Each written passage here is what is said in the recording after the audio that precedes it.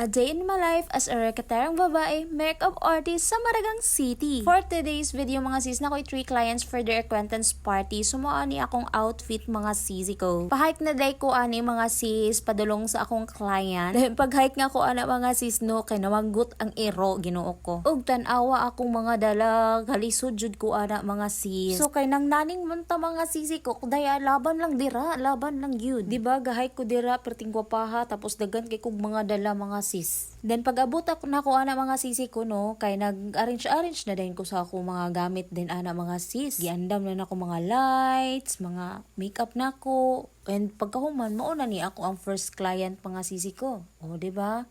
So nag-makeup na ko ani mga sis. Wala siya gihatag na ko nga inspo mga sisi ko, pero nangutana ko sa iyahang gown ug unsay color. Then gibagay ra pud nako iyahang gown mga sis, kay red man daw. So naay shimmer red iyaha, di ba dira? And mauna ni iyang final look. Di ba gwapa kayo mga sis? Next second client na ta mga sisi ko. Si Ma'am gyud nag-PM na ako magpa-makeup siya. So thank you so much Ma'am for trusting me. Black ang gown ni Ma'am, so gibagay nato ang makeup sa iyang elegant look. Nagbutang ko og shimmer sa iyang eyeshadow. Kabutang po kog stone sa iyang ubo sa iyang mata para gwapa kay siya lang tawon. O diba? Then kakilay ko dira. So ang gamit na ko nga pangkilay is ang Bea eyebrow pencil. Nindot gid kayo ning eyebrow pencil. Mao jud ni gigamit sa mga makeup artist po sa uban mga kaila nako mga sis. First gilaminate lang nako iyahang kilay, then kanina din akong gibutang. So diba pak na pak kayo yung kilay no. And mao ni ang final look ni Ma'am. O diba? Gwapa kaayo mga sis. Super bagay kayo iyang makeup within yung gown, tapos iyang curl na hair. Then third client na ta, wala na nako na video ang before look ni Ma'am kay alas stress kapin nagyud ka nakasugod ani. Nakailis na daan si Ma'am sa iyang gold na gown. Since golden shimmer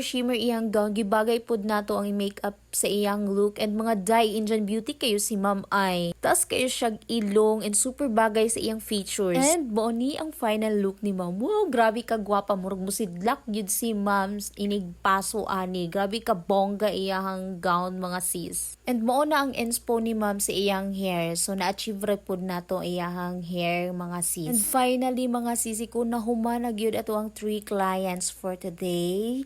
And pauli na pud ko mga sisi ko. So gahike na pud ko padulong pa highway ana mga sis. Mingapit pa ko na malit og gulay and tuara. Nabugto pa gyud ako ang gibit-bit na bag mga sisi ko. May gani kay naluoy si Ma'am na ko gyatagan kog silupin. Pasakay na day kog payong-payong ani mga sisi ko no. Grabe ni diri na jud ko kabati og kapoy mga sis. Ang tuara naglisod na ko panaog ana mga sisi ko padulong sa amuang balay. Ug tan-awa unsa na akong mga gipangdala, grabe kalisod gyud. Maroto for today's video. Thank you so much for watching. Don't forget to like, comment and share. See you in my next racket mga day.